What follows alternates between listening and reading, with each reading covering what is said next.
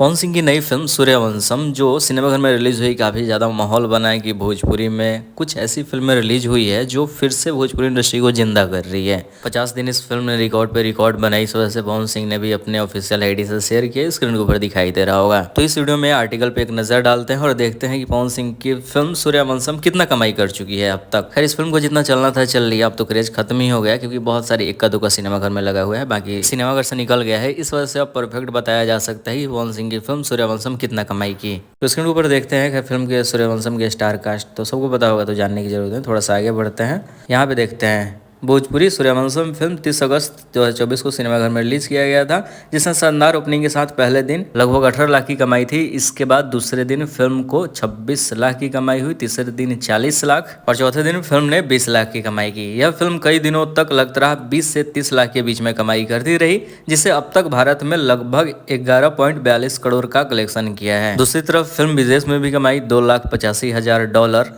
इसके बाद world wide collection 12.5 crore से भी ज़्यादा पहुंच गया। वहीं अगर फिल्म के बजट की बात करें कि फिल्म में कितना खर्च आया, तो यहाँ पे लिखा हुआ है 6.67 करोड़, और जितना फिल्म बनाने में लगा उससे दुगुना की कमाई कर चुकी है और 12.5 करोड़ से भी ज़्यादा फिल्म कमा चुकी है। तो फिल्म ने अपने बजट का दुगुना रिटर्न दिया है और बॉक्स ऑफिस पे सुपरहिट साबित हुई है।